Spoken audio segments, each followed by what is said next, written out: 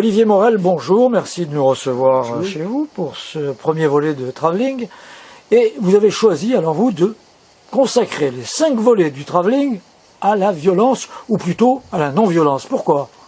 Pourquoi? Tout simplement parce que j'ai été enfant pendant la guerre, à Toulon, où on a subi énormément de bombardements pendant les derniers mois de 44, les de 43 et les premiers de 44, où moi je me suis trouvé par le hasard en plein milieu du dernier champ de bataille de la libération de Toulon, dans les quartiers ouest de Toulon. Et d'autre part, j'ai eu ma sœur qui a été déportée, qui en est revenue, et qui nous a raconté ce qu'elle avait vécu. Ça m'a profondément marqué à une époque où j'étais enfant. Et j'ai eu toujours cette préoccupation de la violence, mais de la violence armée, de la violence des guerres. Et j'ai cherché à savoir pourquoi finalement les hommes prenaient tant sinon de plaisir, du moins d'acharnement à se battre entre eux, à s'entretuer. Ça m'a vraiment profondément interrogé. Et alors, au début, j'ai accepté les explications qui étaient données par tout le monde en général. Alors, j'étais chrétien, j'étais de famille chrétienne, donc bon, le péché originel, voilà, on a commis le péché originel, donc le mal, donc la violence. Ensuite, j'ai vu qu'on expliquait souvent la violence par le fait que nous sommes des animaux, les animaux sont féroces, etc., soi-disant, et donc normal qu'on se batte.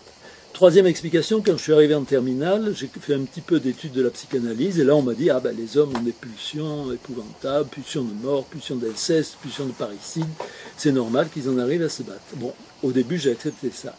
Et puis, dans le courant comme j'étais prof, j'ai commencé à lire, vraiment à chercher plus profondément, et j'ai découvert que finalement, contrairement à ce qu'on me disait, la majorité des violences viennent non pas de l'intérieur des individus, ne sont pas innées, mais elles sont acquises dans les relations entre les individus. Par exemple, j'ai lu le livre de Stanley Milgram. Stanley Milgram, dans ce livre, montre que la majorité des hommes sont capables, s'ils en reçoivent l'ordre d'une autorité qu'ils reconnaissent, ils sont capables de torturer à mort un de leurs semblables, sans problème, simplement parce qu'on leur en donne l'ordre.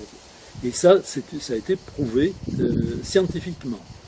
Donc là, on voit que ce n'est pas le mal et la violence ne viennent pas d'eux, mais de l'ordre qu'ils reçoivent, autrement dit, la relation de pouvoir entre eux et l'autorité. Deuxième livre qui m'a profondément marqué, c'est le livre de Solzhenitsyn, L'archipel du Goulag, où il explique que la majorité des violences ont pour origine l'idéologie. Quand on a une bonne idéologie, on peut faire n'importe quoi. Que ce soit l'idéologie d'un parti, l'idéologie d'un pays, une idéologie religieuse, si elle vous dit qu'il faut tuer des gens pour le bien, bien sûr, pas pour le mal, on ne tue jamais pour le mal, non, on tue pour le bien, eh bien, on a le droit de le faire et c'est tout à fait normal. C'est ce qui vous a amené à écrire notamment des bouquins sur la France trafiquant d'armes? Alors oui, effectivement, j'ai étudié de façon assez approfondie le problème des ventes d'armes et c'est quelque chose qui me scandalisait de voir que la France était un des principaux, et aujourd'hui est encore, un des principaux marchands d'armes de toutes sortes, que ce soit des blindés, des avions ou des mines antipersonnelles par exemple, qui sont des choses absolument abominables, épouvantables, qui continuent à agir après les guerres, qui continuent à tuer des innocents, des enfants, des personnes âgées. C'est quelque chose d'affreux. Au nom de la démocratie, bien sûr. Au nom, oui, bien sûr, au nom de la démocratie et puis au nom des intérêts des ventes d'armes aussi, des marchands d'armes. Donc, ce dont je me suis aperçu, c'est que la violence vient en grande partie des relations entre individus. Après, j'ai lu les livres de René Girard qui montrent aussi l'importance de l'imitation. Mais je n'arrivais pas à faire bien le lien entre ces différentes conceptions. Jusqu'au jour où mon épouse a pris un livre dans une bibliothèque et m'a persuadé de le lire, m'a obligé presque à le lire. Et ce livre, c'était C'est pour ton bien, d'Alice Miller. Alice Miller, c'est une psychanalyste, mais une psychanalyste dissidente, qui montrait que la majorité des violences commises étaient le résultat de violences subies dans la petite enfance.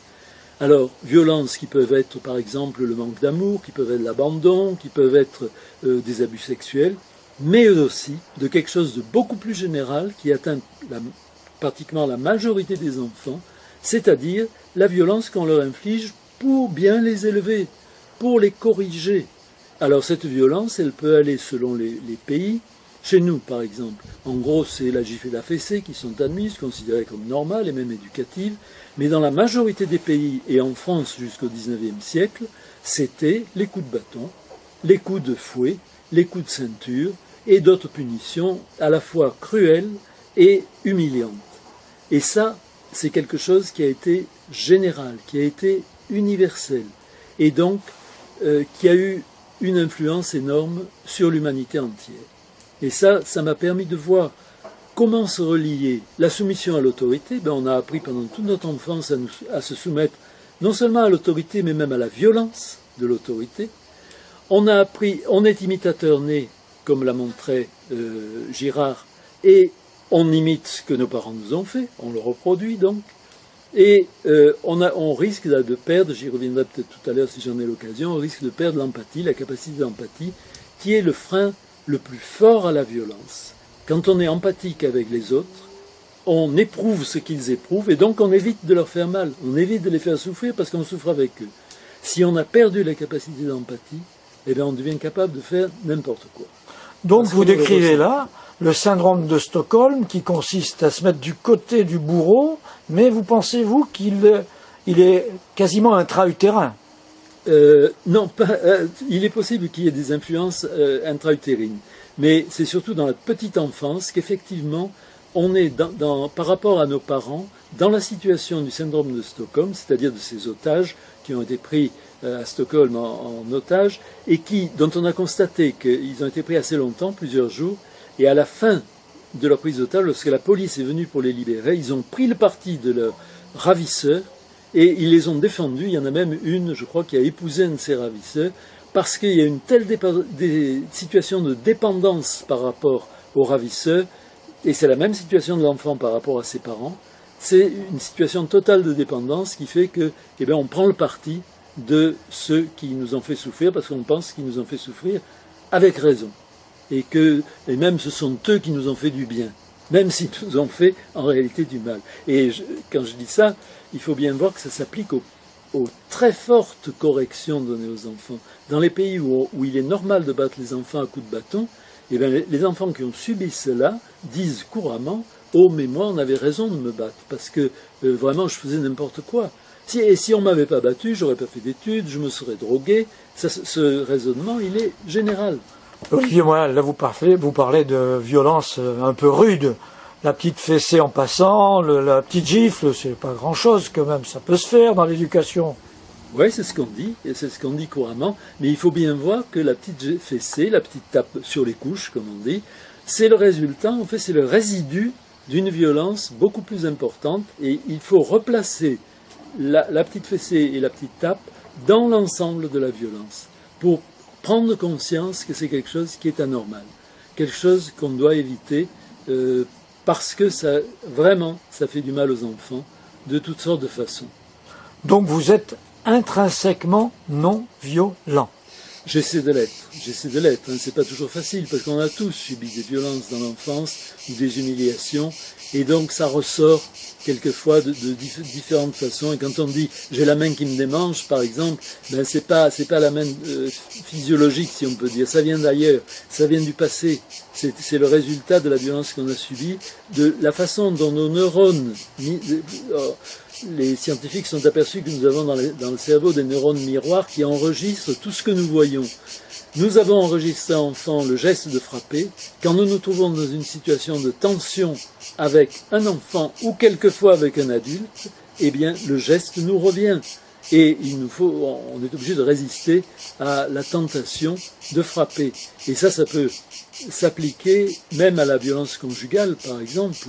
Quand on a été habitué à être frappé, le geste de frapper revient, et non seulement il revient, mais il a tendance à se pratiquer dans le même schéma, c'est-à-dire un être grand et fort qui frappe un être petit et faible. Ce sont en général les êtres petits et faibles qu'on va avoir tendance à frapper, parce qu'on s'est trouvé dans la même situation, et qu'on a vu comment, en quelque sorte, il fallait se conduire lorsqu'il y a conflit entre donc deux êtres de puissances différentes. Olivier Moral, merci. Rendez-vous demain. Entendu.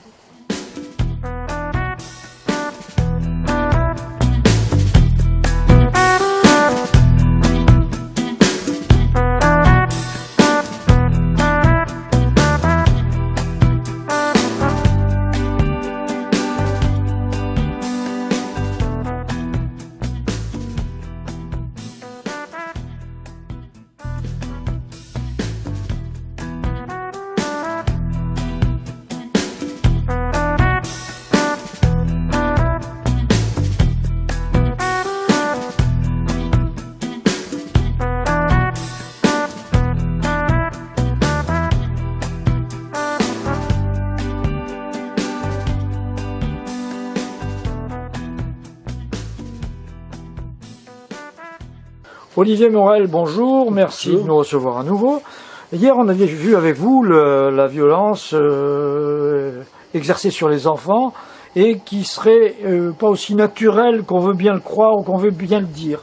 Alors, est-ce que cette violence est éducative, on peut dire ou non? Alors, je crois qu'il faut essayer de voir l'importance de la violence éducative. La violence éducative, c'est un phénomène vraiment énorme, massif, et c'est très étonnant qu'on en parle si peu. C'est massif d'abord par sa durée. Ça dure au moins depuis 5000 ans. Pourquoi 5000 ans? Eh bien, 5000 ans, c'est ce qui nous sépare de l'apparition de l'écriture, qui nous permet de connaître que dans toutes les civilisations, il y a eu des proverbes qui disaient qu'il fallait battre les enfants. Que ce soit dans la civilisation égyptienne, où par exemple il y avait un proverbe qui disait les oreilles de l'enfant sont dans son dos, c'est là qu'il faut le battre. Dans la civilisation chinoise, dans la civilisation indienne, dans la civilisation de Sumer, dans les civilisations précolombiennes en Amérique, partout on a dit qu'il fallait battre les enfants. Donc ça dure depuis au moins 5000 ans, probablement davantage dans les civilisations orales. Les proverbes, ils ont dû se transmettre de façon orale d'abord, peut-être pendant des millénaires. Donc c'est vraiment très ancien. Ça ne veut pas dire que c'est inné. Ça ne veut pas dire que c'est inné parce qu'on a constaté que dans les sociétés de chasseurs-cueilleurs, eh bien, en général, on ne frappe pas les enfants. Et même quelquefois, on ne les punit pas, parce qu'on estime qu'ils ne peuvent pas comprendre, et donc on ne croit pas nécessaire de les punir. Ensuite, c'est un phénomène, donc je l'ai dit, universel, partout. Il n'y a pas de continent où on n'est pas frappé les enfants. C'est un phénomène qui est, dans la vie des enfants, dure vraiment pendant toute la minorité des enfants. J'ai reçu le témoignage de lecteurs de mes livres qui m'ont dit que jusqu'à 24 ans, leur père les avait frappés et qu'il a fallu qu'ils disent à leur père « si tu m'en envoies encore une, je te la rends ou je me jette par la fenêtre » pour que le père s'arrête. Et vous-même, est-ce que vous avez été battu pendant votre enfance? Alors personnellement, j'étais le 6e d'une famille et j'ai eu la chance d'être très peu frappé, un petit peu, je me rappelle deux Pourquoi fois. vous dites la chance d'être très peu frappé? Parce que je crois que c'est une chance. Je crois que c'est une chance parce que quand on a été frappé, on en subit les conséquences, je crois. Moi, j'ai eu la chance, oui, de ne pas subir trop de conséquences de mon éducation, parce que j'étais dans une famille très bienveillante à l'égard des enfants, où on aimait vraiment beaucoup les enfants, et une ou deux fois, donc je me rappelle que ma mère m'a frappé, mon père jamais. Attendez, vous dites que vous étiez dans une famille qui aimait les enfants. Ça veut dire que quand on bat les enfants, quand on leur admoneste une petite fessée, on n'aime pas les enfants? Alors, c'est vrai, vous avez raison de me corriger. Je devrais dire plutôt vraiment bienveillante au sens où on leur veut du bien et où on les respecte, c'est ça. Non, je sais très bien qu'il y a beaucoup de familles où on aime les enfants et où malgré cela on les frappe et même on les frappe parce qu'on les aime, justement parce qu'on se dit il faut les corriger. C'est pour leur bien. C'est pour leur bien, voilà, exactement. Mais c'est là, je crois qu'il y a une erreur et qu'il faut vraiment changer d'attitude dans ce domaine. Là, vous avez été prof. La violence éducative, ça se fait aussi à l'école, au collège, au lycée, à la fac. Exact, tout à fait exact. Et vous y avez participé. Alors, j'y ai participé, disons, le moins possible. Mais c'est certainement j'y ai participé, parce que d'abord, à l'époque où j'étais prof, je n'avais pas fait toute la réflexion que j'ai faite. La lecture des livres d'Alice Miller, ça date de la fin de ma carrière, hein, tout à fait. Donc pendant des dizaines d'années, je n'ai pas connu ces idées-là, mais je n'étais pas porté à la violence parce que moi-même, je n'avais pas subi la violence. Donc j'ai essayé d'avoir avec mes élèves vraiment une relation de bienveillance. Je m'étais imposé de faire que à la fois les élèves travaillent, mais en même temps qu'ils travaillent dans une atmosphère de sécurité, qu'ils se sentent en sécurité et qu'ils ne s'ennuient pas, si possible. Donc c'était des règles que je m'étais imposées, mais en tout cas la règle de la non-violence, elle était pour moi absolue. Même s'il a pu m'arriver malgré tout, dans les difficultés que j'ai pu avoir en classe, il m'est arrivé d'avoir une classe de 52 élèves, par exemple, tout à fait en début de carrière. Bon, je ne sais pas si j'ai toujours été vraiment non-violent dans ce cas-là. Et est-ce que la violence démarre avec la notation même? C'est possible parce que la notation, c'est déjà une façon de prendre autorité sur les enfants, c'est déjà une façon de les classer, de les faire entrer en compétition entre eux. Et vraiment, je ne crois pas que ce soit une bonne chose. Personnellement, je n'ai pas su m'en débarrasser. Hein. J'ai essayé à certains moments, je n'ai pas réussi, mais je crois que si on y arrive, c'est nettement mieux, parce que ce n'est pas une bonne chose. Mais vous n'avez pas peur qu'à force de mettre à l'abri les jeunes, les enfants, de cette violence, on ne les prépare pas à une vie qui est dure, dans laquelle ils auront des affrontements? Alors je ne crois pas du tout, parce que quand on respecte les enfants, ils acquièrent un sens de la relation avec les autres très fin, très subtil, et ils savent être diplomates. Ils savent à la fois être présents devant les autres, avoir ce qu'on appelle en psychologie de l'assertivité par rapport aux autres. Je suis là et je demande qu'on me respecte, mais ils savent respecter les autres. Et ça crée avec les autres des relations qui, dans une grande mesure, réduisent les capacités de violence. Alors c'est vrai qu'ils peuvent se trouver dans des situations où ils sont agressés, mais je crois que souvent on peut s'en tirer dans ces cas-là par l'intelligence. Souvent simplement par l'intelligence, par la discussion, beaucoup mieux que si on a le réflexe, l'impulsivité qui fait que tout de suite on passe « Ah, qu'est-ce que tu me veux, toi ?» et tout de suite. Et or, la violence subie dans l'enfance, elle crée l'impulsivité, parce qu'elle crée un réflexe de violence. Et donc, je crois qu'au contraire, les enfants respectés, ils sont capables de vivre avec les autres, d'apprécier les situations avec lucidité, parce qu'ils ont, je crois, justement, tout leur cerveau, toutes les capacités de leur cerveau à leur disposition. Tandis que quand ils ont été habitués, quand ils ont eu le réflexe de la violence, il y a tout de suite une espèce de réflexe acquis qui fait qu'ils entrent tout de suite dans le système de la violence. Et ils n'ont pas le temps d'apprécier les situations, de voir ce qu'ils peuvent faire, comment ils peuvent se comporter à l'égard d'individus dont ils peuvent juger justement le risque qu'ils courent par rapport à eux. Alors vous proposez quoi aux parents, aux éducateurs, aux professeurs, aux militaires? Alors, pour ce qui est des parents, ce que je propose, moi, c'est que d'abord, ils réfléchissent sur eux-mêmes. Qu'est-ce qu'ils ont subi?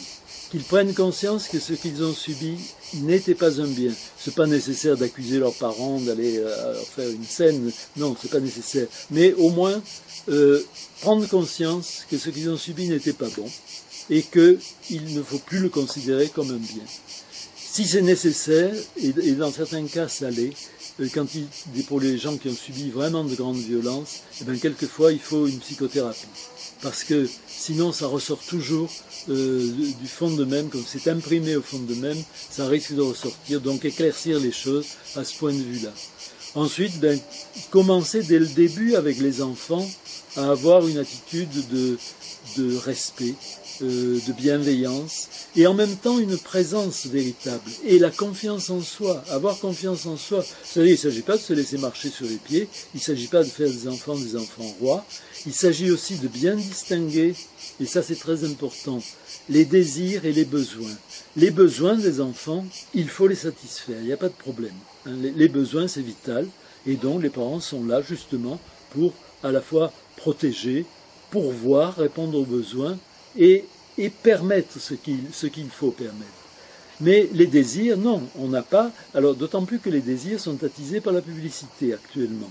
Donc, les désirs, il faut les prendre en considération, les écouter, mais dire par exemple aux enfants, ah, tu as envie de se jouer, tu as raison, mais là, pour le moment, je ne peux pas te le payer, il n'est pas question, mais on va le noter sur un carnet, et pour ton anniversaire, pour ta Noël, par exemple, eh bien, peut-être que tu pourras l'avoir.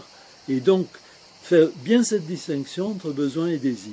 Et à partir de ce moment-là, les relations avec les enfants, et quand je dis besoin, ça peut être aussi le besoin de tendresse, le besoin de présence, le besoin d'attention, qui sont essentiels par rapport aux enfants. Donc quand on a cette attitude avec les enfants, les choses se passent justement parce que les enfants ont des capacités relationnelles innées dont j'ai parlé, auxquelles j'ai fait allusion, eh bien, les relations sont relativement faciles. Je ne dis pas qu'il n'y a pas de problème, il peut toujours y en avoir, mais c'est finalement plus facile. Je rappelle que j'ai eu 5 enfants et que j'ai quand même un petit peu d'expérience dans ce domaine. Olivier Morel, merci, à demain. À demain.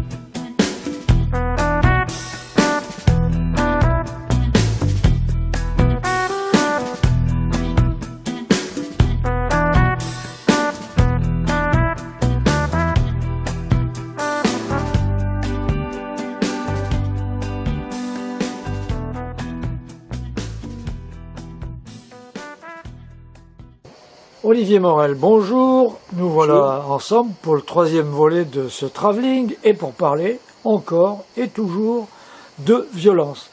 Et est-ce que la violence faite aux enfants peut avoir plus tard des répercussions sur leur santé physique, voire sur leur santé morale ou mentale? Alors oui, aujourd'hui on le sait très clairement, la violence subie par les enfants a des effets sur certains. Elle a des effets sur leur santé d'abord, sur leur santé à la fois physique et mentale. Sur la santé physique, la violence agit par le biais du stress. Vous savez que le stress, c'est une réaction de l'organisme qui est une réaction saine, qui est faite pour nous amener à réagir face à une agression, soit par la fuite, soit par la défense, soit au contraire par une espèce de paralysie qui fait qu'on va en quelque sorte se cacher, se dissimuler à l'agresseur. Donc 3 réactions possibles. Et le stress, ça joue à travers les hormones, des hormones qui se répandent dans notre corps dès que nous percevons un danger. Or, le fait de frapper un enfant, eh bien, il faut prendre conscience que c'est une agression. Le corps de l'enfant le ressent comme une agression. Et il faut bien penser qu'on est avant tout des corps, on n'est pas seulement des esprits. Donc le corps de l'enfant réagit face à une agression par le stress, donc les hormones, etc., qui se répandent en lui. Alors, si la relation d'agression se termine rapidement, il n'y a pas de problème, les hormones du stress se dissolvent et il n'y a pas de problème. Mais quand on ne peut ni fuir, ni se défendre, eh bien, il se passe ce qu'on voit dans le film que beaucoup de gens ont vu, Mon oncle d'Amérique, de Alain Resnais, qui a montré les expériences de Henri Laborie. On voit qu'un rat qui est mis dans une situation de stress, s'il ne peut ni fuir ni se défendre, il se ratatine dans la cage où on lui inflige des charges électriques. Et si les savants, ils ne sont pas toujours très tendres à l'égard des animaux cobayes, mais si on le dissèque après, on s'aperçoit qu'il est atteint d'ulcération du système digestif, parce que les hormones, quand elles ne peuvent pas jouer leur rôle normal, deviennent littéralement toxiques pour l'organisme. Et en plus, ce qui est aussi très dangereux, c'est que quand il y a répétition du stress, or, quand on se met à frapper un enfant, on peut en arriver à le frapper souvent. Il y a des enfants qui reçoivent des fessées 2-3 fois par jour. Et quand ça devient répétitif comme cela, l'organisme, au bout d'un moment, dans la situation d'agression, il diminue, il désactive les fonctions qui ne sont pas essentielles. Par exemple, quand on est agressé par un être quelconque, c'est pas grave de mal digérer. Donc on désactive le système digestif. On désactive la croissance, par exemple. On désactive surtout le système immunitaire. Parce que c'est pas grave d'attraper un rhume de cerveau si on s'apprête à recevoir des coups de bâton. Donc, quand le système immunitaire est désactivé souvent, au bout d'un moment, on sait aujourd'hui qu'il devient beaucoup moins efficace, beaucoup plus fragile, beaucoup plus vulnérable. Et c'est ce qui fait que les enfants qui ont été souvent frappés ont davantage de problèmes de santé que les autres, davantage de problèmes aussi d'accidents, c'est très curieux, mais on a constaté que les enfants qui ont été beaucoup frappés dans leur enfance ont davantage d'accidents à l'adolescence, à l'âge adulte, des accidents plus graves. On ne sait pas très bien pourquoi d'ailleurs, on ne voit pas très bien le lien, mais on le constate. Donc, effet sur la santé physique, sur la santé mentale, alors ça joue surtout à travers l'humiliation. Le fait d'être frappé, de quelque façon que ce soit, c'est toujours une humiliation, parce qu'on est traité comme un animal finalement. Alors encore pire, bien sûr, quand on frappe un enfant en présence de ses copains, quand on donne une fessée déculottée, voilà, c'est vraiment l'humiliation suprême. Et l'humiliation, elle marque profondément les individus. Elle leur fait perdre la confiance en eux, l'estime d'eux-mêmes, elle leur fait penser qu'ils sont nuls, et ça, c'est la voie ouverte à la dépression, plus tard. Et est-ce que la victime peut devenir bourreau? Alors ça, c'est une autre conséquence, c'est sur le comportement. Les comportements vont être, j'en ai un peu parlé, je crois, dans la précédente séquence, les comportements vont devenir impulsifs, justement par simple imitation de ce qu'on a subi. On peut devenir violent, on peut devenir extrêmement agressif, notamment si on a perdu une des capacités fondamentales des enfants, la capacité d'empathie, j'y ai fait allusion précédemment, l'empathie qui nous permet de partager les souffrances des autres et qui est le frein principal à la violence. Je crois qu'on se trompe quand on croit que pour faire cesser la violence, il faut l'éducation, la morale, la culture, etc. C'est vrai que ça joue, mais ça ne suffit pas. Pensez que le pays qui a commis le génocide contre les Juifs, c'était le pays le plus cultivé d'Europe, du point de vue artistique, du point de vue philosophique, du point de vue scientifique. L'Allemagne c'est le pays aussi où il y avait le moins d'illettrisme. C'est le pays où il y avait dans chaque maison pratiquement une Bible. Donc le pays le plus marqué par la religion, c'est ce pays-là qui a commis le pire des génocides. Alors, ce n'est pas du tout la culture qui nous protège de la violence, c'est l'empathie. C'est la capacité d'empathie que nous portons en nous, dès l'enfance. Et c'est pour cela qu'il faut la respecter. Or, quand on frappe un enfant, on risque de l'amener à se blinder. Alors, on peut se dire, c'est une bonne chose, il va se blinder, il ne va pas trop souffrir. Moi, j'ai eu des gens qui m'ont dit, « Oh, mais j'étais battu, moi, j'ai reçu des coups, mais au bout d'un moment, les coups, je ne les sentais plus. » Alors, on peut se dire, très bien, tant mieux. Mais le résultat, ça peut être que on ne ressent plus sa souffrance, mais on ne ressent plus la souffrance des autres. Et quand on ne ressent plus la souffrance des autres, eh bien, on peut leur faire n'importe quoi, on peut les torturer, on peut les battre à mort. On n'a plus le frein en soi à la violence. Or, c'est bien ce frein-là qui est inné, qui existe déjà chez les animaux. Chez les animaux, il y a des processus inhibiteurs de la violence à l'égard de leur propre espèce. Je regardais encore hier sur Internet des loups qui se battaient. Et bien, quand il y en a un qui se reconnaît comme vaincu, il se couche à terre, il tend sa gorge à l'adversaire, et l'adversaire ne le tue pas. Il s'arrête, il y a un processus d'inhibition qui joue, il n'est plus en situation de conflit, l'autre a reconnu sa soumission, c'est fini. Le combat est fini. D'où l'utilité de la résilience. Alors, la résilience, moi je veux bien parler de la résilience, mais ce qui me gêne chez ceux qui parlent de la résilience, c'est qu'ils lui attribuent une trop grosse importance. Ils disent par exemple que on ne reproduit ce qu'on a subi que dans 10-20% des cas. C'est peut-être vrai dans les cas de maltraitance absolument reconnus dans une société. Par exemple, dans la société française actuelle, un enfant qui est battu à coups de bâton et à coups de ceinture, il a toutes les chances de rencontrer des gens qui vont lui dire « Non, non, ce qu'on te fait, c'est pas normal. Hein. C'est pas normal, tu ne dois pas subir ça. » Ou qui vont intervenir, qui vont peut-être faire un signalement. Donc, il saura que ça, ce n'est pas normal. Il ne va pas le reproduire. Mais dans une société où on trouve que c'est normal de battre les enfants, où personne ne va lui dire « Ah non, non, tu n'as pas le droit d'être battu », au contraire, on va lui dire « Ah ben, tu l'as bien mérité, ce qu'on t'a fait. Tu as été méchant, tu as été désobéissant, etc. » Eh bien, l'enfant va reproduire. Autrement dit, la résilience, elle ne joue pas en ce qui concerne la violence éducative ordinaire, c'est-à-dire celle qui est considérée comme normale et qui se reproduit depuis des millénaires. Elle intervient trop tard, en fait.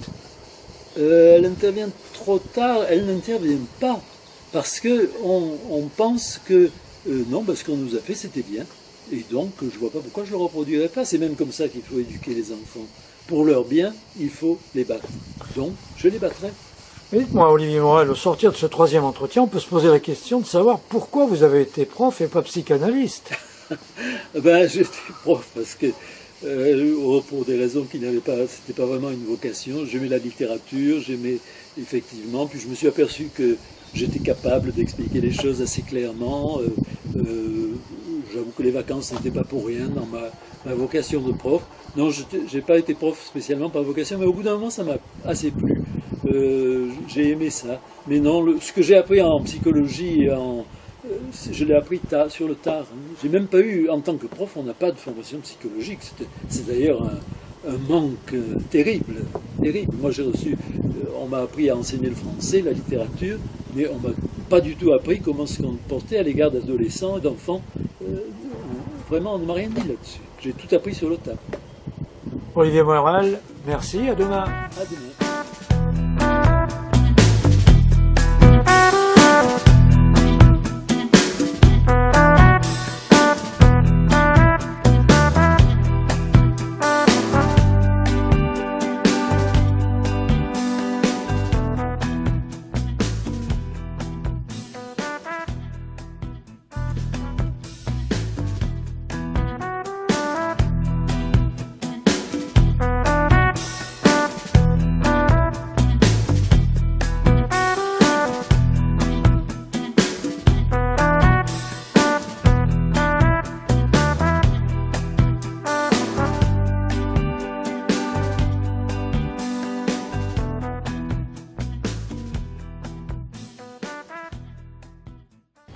Olivier Morel, bonjour. Bonjour.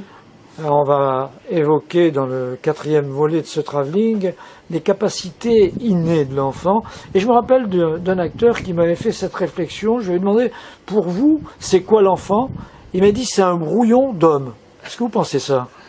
Ah non, je ne dirais pas ça. Je ne dirais pas ça parce que plus j'ai étudié à la fois la violence éducative et ce que sont les enfants en réalité, plus je vois, et la recherche scientifique le confirme tout à fait, que les enfants sont vraiment des êtres extraordinaires et que Jésus n'avait pas du tout tort de dire le royaume des cieux est à ceux qui leur ressemblent. Mais pourquoi toujours Jésus? Oh, parce que je l'ai dit, j'ai une formation chrétienne, mais enfin là je voudrais revenir sur le plan scientifique. Parce que ce qu'on découvre aujourd'hui, ce qu'on est en train de découvrir, et vraiment qui a été découvert dans les dernières dizaines d'années, hein, la découverte la plus ancienne, ça a été la découverte de l'attachement. Dans les années 50 du XXe siècle, John Bowlby, un psychanalyste qui était très libre par rapport à la psychanalyse, a découvert cet attachement des enfants à leurs parents, attachement qui fait qu'ils sont absolument dépendants, et leur organisme sait qu'ils sont absolument dépendants de leurs parents, et donc ils ont à leur égard un lien très très fort. Et que plus ce lien est respecté, paradoxalement, plus on respecte ce lien, plus on accepte cette volonté d'attachement des enfants, plus ils vont avoir ensuite d'autonomie, de capacité d'autonomie, parce qu'ils se sont sentis en sécurité avec leurs parents, ils ont senti que leurs parents leur faisaient confiance, et donc ils vont avoir une capacité d'autonomie plus grande. Donc première capacité innée des enfants, qui est une capacité relationnelle, hein, la capacité d'attachement. Deuxième capacité innée qu'on constate dès les premières heures de la naissance, après la naissance des enfants, ça a été démontré, on peut le voir sur Internet, les enfants sont des imitateurs nés. Dès le nouveau-né qui vient de sortir du ventre de sa mère, si on lui tient la tête, et si on fait devant lui, quand il a les yeux ouverts, des mimiques comme tirer la langue, ouvrir la bouche, eh bien il les reproduit automatiquement. C'est son organisme qui reproduit les gestes de ce qu'il voit, ou les mimiques qu'il voit, et ça va se continuer tout au long de sa petite enfance. Hein, il va apprendre à parler de cette façon, par imitation, il va apprendre à marcher, tout cela par imitation, et tous ces apprentissages vont se faire pour l'essentiel par imitation. Ce qui montre au passage notre extraordinaire responsabilité. On dit souvent il faut enseigner aux enfants la morale. Mais la morale, on l'enseigne d'abord par la façon dont on se comporte. C'est par nos attitudes à l'égard des autres que nous apprenons aux enfants comment se comporter à l'égard des autres. Et ce n'est pas en leur faisant des sermons. Enfin, on peut leur dire aussi, leur expliquer. Mais l'essentiel, c'est dans le comportement qu'on a avec eux et avec les autres. Donc l'imitation. Troisième capacité extraordinaire des enfants et innée, mais j'en ai un petit peu parlé, je n'y reviens pas, donc c'est l'empathie.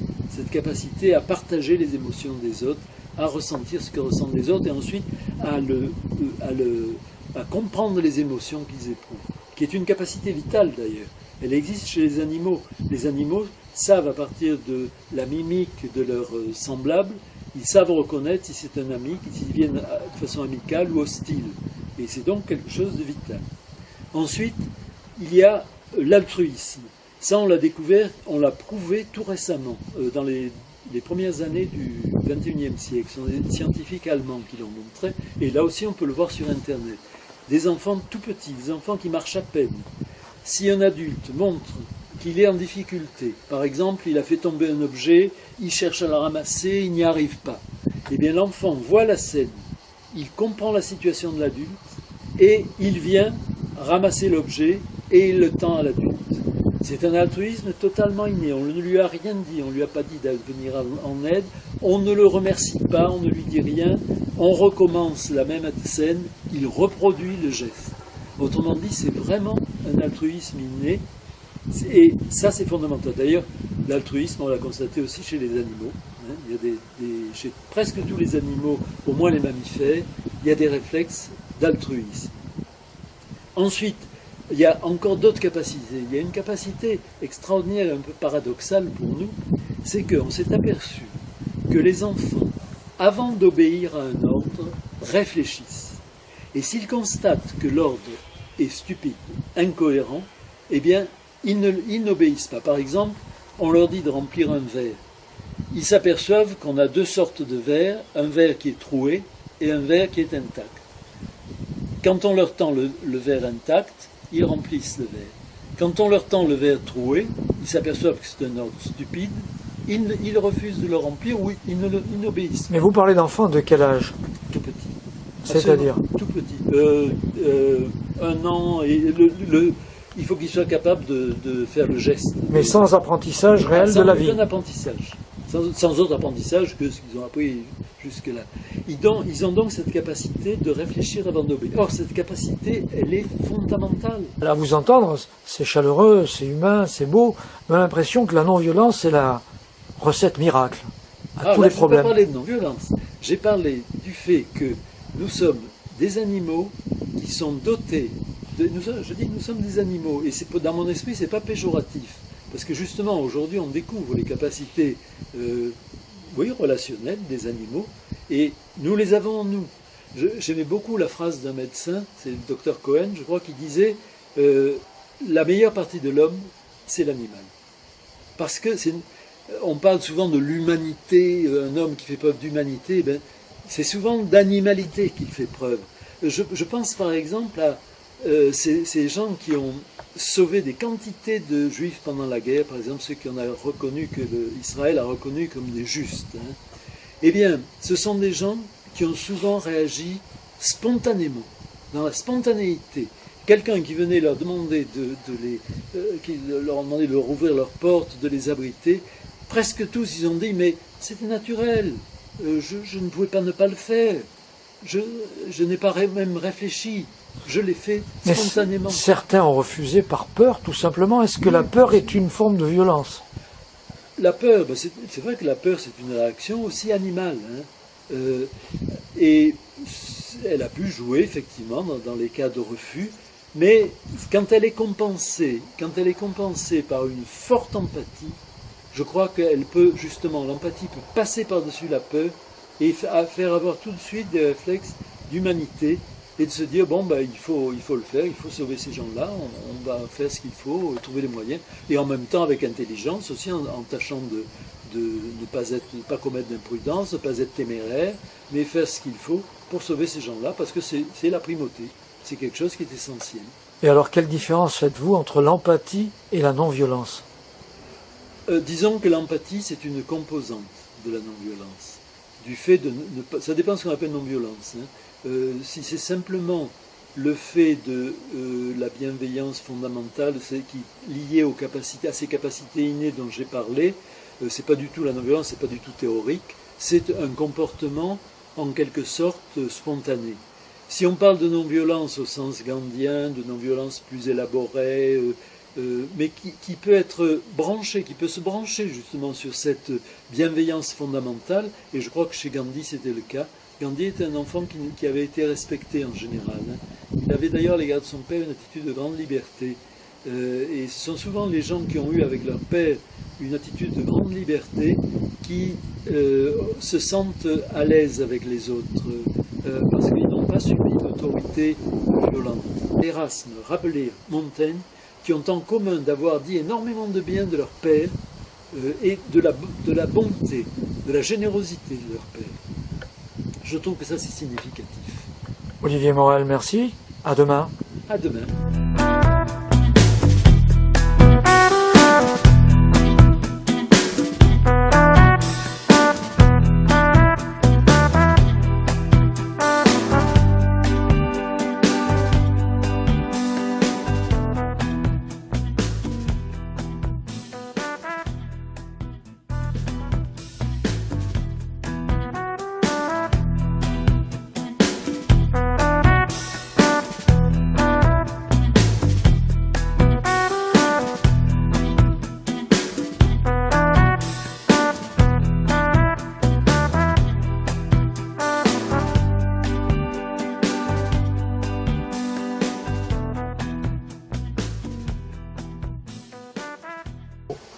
Olivier Morel, bonjour. Bonjour. Et on va évoquer dans ce 5e volet du travelling encore la violence et la non-violence.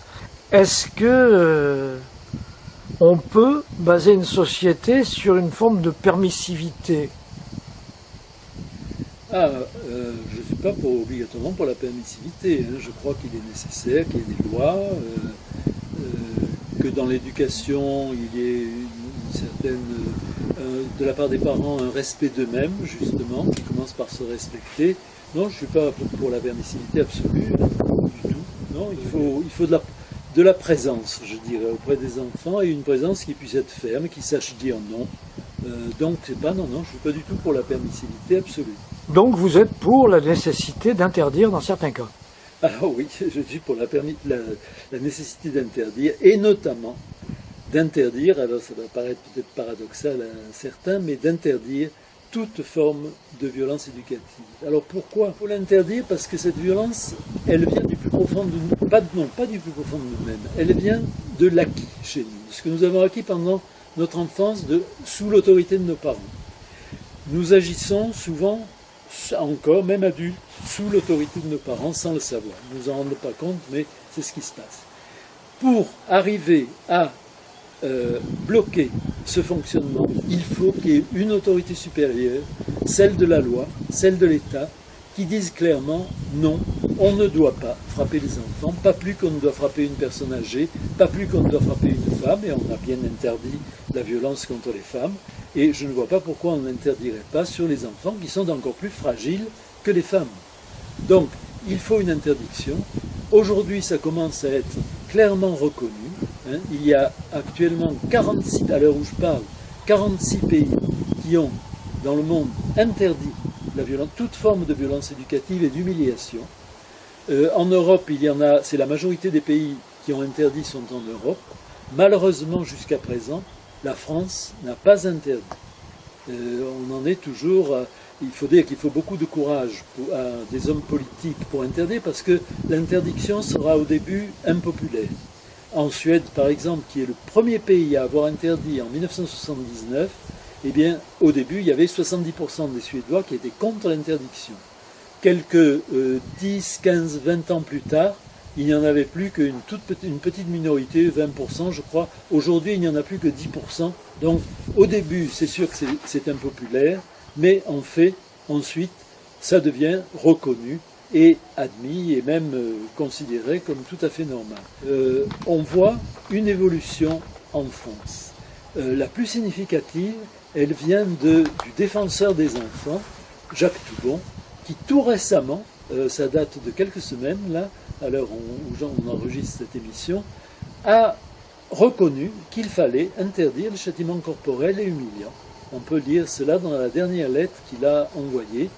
Et donc c'est important, le défenseur des enfants, c'est une institution de la République, c'est important que cet homme ait pris position dans ce sens. Je vois aussi que quand il y a un débat sur la violence éducative, sur la fessée, comme il y en a souvent, eh bien l'attitude de la presse, les débats qui ont lieu sont beaucoup moins dans la dérision que ce qu'ils étaient avant. Pendant longtemps, c'était tout de suite de la dérision, à dire ouais, il y en a, et puis en plus il y en a qui aiment ça, la fessée, ouais, bon. Mais depuis quelque temps, c'est beaucoup plus sérieux parce que, et notamment depuis qu'il y a eu une plainte portée contre la France, que le Conseil de l'Europe a demandé à la France d'interdire, que le Comité des droits de l'enfant aussi a demandé à la France d'interdire, d'autant plus que nous avons signé la Convention des droits de l'enfant, nous avons signé et ratifié cette convention, dont l'article 19 nous dit que l'État doit protéger les enfants contre toute forme de violence, quelle qu'elle soit. Or, la violence éducative, c'est une violence. C'est ce qui vous a incité donc à créer l'Observatoire de la violence éducative ordinaire. Voilà. Je me suis aperçu donc que, en réalité, on n'a pas conscience de l'importance de la violence éducative.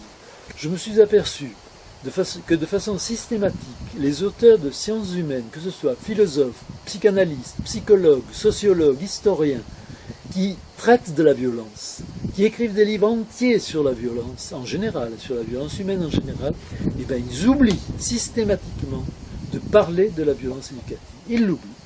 Il y en a quelques-uns qui en parlent dans une page, mais pour dire ensuite, oui, mais ça n'a pas d'importance, ça n'a pas pu avoir d'influence sur l'humanité. Tout simplement parce qu'ils n'ont pas pris conscience de l'importance de la violence éducative, de son intensité, de sa durée, etc. Alors donc, à travers l'Observatoire de la violence éducative, ce que j'ai voulu faire, c'est d'une part faire ressortir cette violence éducative, la mettre en évidence, la mettre en lumière, faire prendre conscience qu'elle est scandaleuse, qu'elle est inacceptable. Notamment, nous avons fait appel à des témoignages sur le site de l'Observatoire, qui est www.ovo.org. On trouve des témoignages de gens qui ont subi la violence éducative et qui expliquent l'effet que ça a eu sur eux. Je crois qu'il faut en être conscient et on essaie de cette façon de faire de l'information, à la fois par le site, par des publications, par mes livres, par des films. On a en particulier sur le site de l'OVO, de l'Observatoire, un petit film tourné par une Française en Suède. Le film s'appelle « Si j'aurais su, je serais né en Suède », qui montre comment les enfants sont traités en Suède. Et cette jeune femme, elle a vécu à la fois dans les familles, puisqu'elle a été fille au père en Suède, et elle a travaillé dans les écoles suédoises. Elle a vu vraiment de près comment les enfants étaient traités, et elle dit que vraiment c'est essentiel, c'est quelque chose de formidable. Donc je crois qu'il faut prendre conscience de cela, et il faut que la France, pays des droits de l'homme, devienne aussi le pays des droits des enfants. Actuellement, malheureusement, nous ne le sommes pas. Olivier Morel, on aura vu tout au cours de cet entretien, de ces entretiens, que vous êtes un homme de paix, mais pas de passivité. Vous êtes un non-violent convaincu. Et la question que je voudrais poser, qui n'est pas en rapport direct avec ce qu'on a vu jusqu'à présent, la non-violence, c'est bien beau, mais par exemple, qu'est-ce qu'on aurait pu faire face à l'arrivée d'Hitler? Alors, c'est pas une question facile. Simplement, ce qu'on peut voir, c'est qu'il y a eu face à Hitler des formes de résistance non violente qui ont eu des effets très efficaces. Je pense par exemple à l'attitude des Danois qui ont pu sauver énormément de Juifs par leur attitude collective. Je pense par exemple à ce qui s'est passé en France au Chambon-sur-Lignon, où tout un village a dissimulé les Juifs et a pu en sauver un grand nombre. Je pense à l'intérieur même de l'Allemagne, à ce qui s'est passé lorsque les femmes allemandes qui avaient épousé des Juifs ont réagi lorsque ces Juifs ont été arrêtés. Au lieu de se soumettre, elles ont protesté, elles sont venues protester, si je me souviens bien, devant les prisons même où avaient été internés leurs maris, sous Hitler, et Hitler a été obligé de céder. Il a libéré ces femmes, et si je me souviens bien, il en a libéré qui avaient déjà été envoyés à Auschwitz. En tout cas, c'est ce qui s'est passé dans le cadre de la liste Schindler, dont on a vu le film. Il y a des Juifs qui avaient déjà été envoyés à Auschwitz et qui ont été ramenés, qui ont été sortis et qui ont été ramenés sous l'aile de Schindler. Donc il y avait des possibilités de non-violence. Pensez aussi à l'évêque de Westphalie, Monseigneur von Galen, qui, lorsque Hitler a engagé le massacre des malades mentaux, a protesté publiquement en chair et a fait diffuser des tracts partout en Allemagne pour protester contre cette forme de violence. Et Hitler a été obligé de céder parce qu'il a eu peur que les Allemands prennent conscience de ce qu'il était en train de faire, et il a arrêté le processus d'extermination des malades mentaux. Donc il y avait des possibilités de non-violence face à Hitler, et s'il y avait eu une prise de conscience plus grande dans l'ensemble de la population de ce que c'était que la non-violence, des possibilités qu'elle présentait, je crois que même face à un pouvoir dictatorial comme Hitler, on aurait pu agir. Olivier Morel, merci. Merci à vous.